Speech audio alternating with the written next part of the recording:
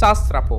ირანის რეჟიმმა კიდევ ერთხელ გამოიწვია შეერთებული შტატების შანტაჟის ნაბიჯით ჰორმუზის სრუტეში, მას შემდეგ რაც მან თავდაპირველად გახსნილობის ნიშანი აჩვენა და შემდეგ ისე უკან დაიხია.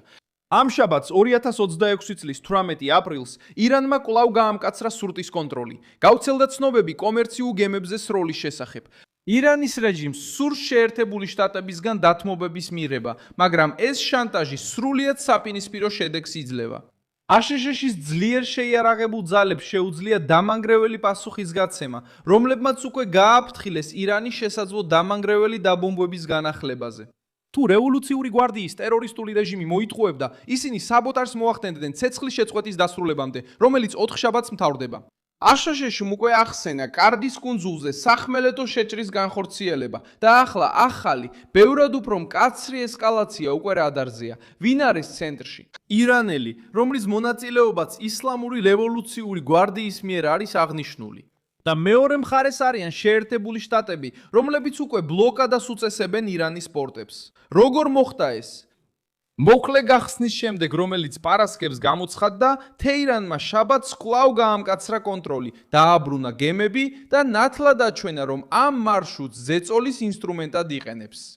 ფაქტობრივად მოხდა უკან დახევა და შემდეგ ახალი მუქარა. ეს კიდევ უფრო აძლიერებს იმ რეჟიმის იმიჯს, რომელიც მერყეობს, ბლეფობს და რეგიონს კიდევ უფრო მეტ ქაოსში ითრევს. ამ ახალი ესკალაციის მიზეზიც ნათელია. ირანი ცდილობს უპასუხოს ვაშინგტონის მიერ დაწესებულ ბლოკადას და ცდილობს ჰორმუზის სრუტე პოლიტიკურ და ეკონომიკურ შანტაჟის იარაღად აქციოს. მაგრამ ეს ნაბიჯი სრულად აზიანებს არა მხოლოდ სხვა ქვეყნებს, არამედ თავად ირანის მოსახლეობასაც. როდესაც რეჟიმი კეტავს სასიცოცხლო მნიშვნელობის მარშრუტს, ესურის გემებს და შიშს ქმნის საზღვამნის საზღვაო მიმოსვლაში, ის სტაბილურ ძალას არ აჩვენებს.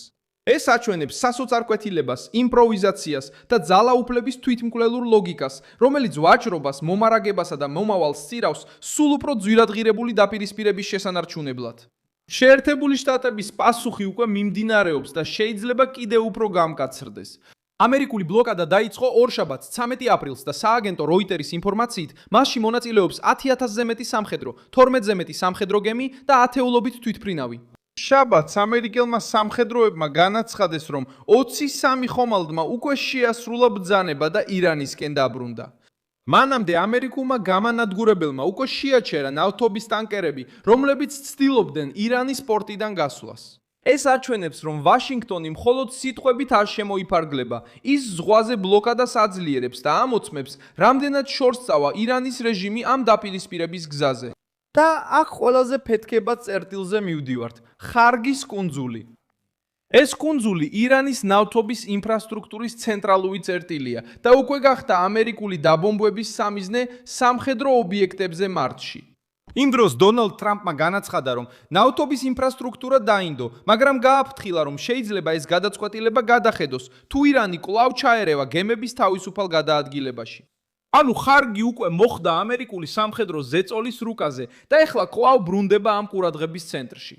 თუ თეირანი კვლავ დაჟინებით შეუტევს გემებს და ისევ დახურავს ჰორმუზს, იზრდება რისკი, რომ შეერთებული შტატები ამ სამიზნეს ბევრად უფრო დიდი ძალით შეუტევს. ასევე იზრდება საუბარი კიდევ უფრო დიდი ესკალაციის შესახებ. ის, რაც უკვე არსებობს, სერიოზულია. საზღვაო ბლოკადა, გემების შეჩერება, ირანთან დაკავშირებული ხომალდების საერთაშორისო წყლებში ბორტზე ასასვლელად მზადება, როგორც ამას როიტერსის მიერ ციტირებული Wall Street Journal-ის რეპორტაჟი იუწყება. და განახლებული მუქარა რეჟიმის სტრატეგიულ ობიექტებზე. ეს არ ამტკიცებს, რომ ამერიკელი ჯარები ხვალ ირანის მიწაზე გადმოსხდებიან, მაგრამ ამ შესაძლებლობას აყენებს დრის წესრიგში. ყოველ შემთხვევაში, შეზღუდულ ოპერაციებში და საკვანძო სამიზნეზე კონცენტრირებული მოქმედებებით უფრო რეალურ სიმწეში ვიდრე ადრე. კონფლიქტმა ახალი დონე მიიღო. ამ კრიზისის ეფექტი დამანგრეველია. ასობით გემი რეგიონში გაჩერდა კონფლიქტის დაწყების შემდეგ. სპარსეთის ხურის ექსპორტიორებმა შეამცირეს წარმოება და გაურკვევლობამ კვლავ დააზიანა ენერგეტიკა, გადაზიდვის ტარიფები და მომარაგების ჯაჭვები. მსოფლიოს ნავთობის დაახლოებით 20% ამ გზაზეა დამოკიდებული. როცა ირანი კვლავ ხურავს ჰორმუზის სრუტეს და ესხმის თავს გემებს, ის მხოლოდ მოწინააღმდეგეებს არ აზიანებს. ზიანდება მრავალი ქვეყნის ფინანსები, უსაფრთხოება და სტაბილურობა. და კიდევ ერთხელ ირანის მოსახლეობას სასტიკ ფასს ახდევინებს. რადგან ყოველი ახალი პროვოკაცია იზოლაციას აძლიერებს, ეკონომიკურ ზეწოლას ზრდის და ბომბების კიდევ უფრო მოახლოებას იწვევს. საბოლოოდ რაც ჩანს, არის სუიციდური რეჟიმი, რომელიც საკუთარ ხალხს უფსკრულისკენ უბიძგებს. ირანი ცდილობს დააშანტაჟოს შეერთებული შტატები ტყუის გახსნილობაზე, იხევს უკან, ისევ კეტავს ჰორმუზის სრუტეს და ესურის გემებს. თითქოს შეეძლოს ეთამაშოს პლანეტის ერთ-ერთ ყველაზე მნიშვნელოვან მარშრუტს ისე, რომ გამანადგურებელი რეაქცია არ გამოიწვიოს, მაგრამ ეს ანგარიშწორება მოდის და მოდის მძიმე. კარგი უკვე ადრე დაესხნენ თავს შეერთებული შტატები, უკვე მოხვდა ომის რუკაზე და შეიძლება ისევ გახდეს სამიზნე კიდევ უფრო მკაცრი შეტევის შემთხვევაში, თუ თეირანი ამ გაუგებარ ესკალაციას გააგრძელებს. და კიდევ, როცა დღეს საუბრობენ კონფლიქტის ახალ ფაზაზე, შეზღუდულ სახმელეთო მოქმედებაზე ან უფრო ღრმა ოპერაციაზე. ეს უკვე აღარ ჟღერს როგორც შორეული ჰიპოთეზა, არამედ როგორც რეალური რისკი იმ სცენარში, რომლის შექმნასაც თავად რეჟიმმა შეუწყო ხელი. ჰორმუზის ბლეფისა და განადგურების იარაღად გადაქცევით, ირანის დიქტატურა მხოლოდ მოწინააღმდეგეებს არ აზიანებს. ის დამანგრევლად სჯის ირანის მოსახლეობას, აინაცალკევებს ერს და კიდევ უფრო დიდ სამხედრო დაპირისპირებას უხსნის კარს. რაც შეიძლება სწორედ რეჟიმის აკვიატებული სურვილიდან წარმოიშვას, ბევრად უფრო ძლიერ ძალასთან დაპირისპირებისას.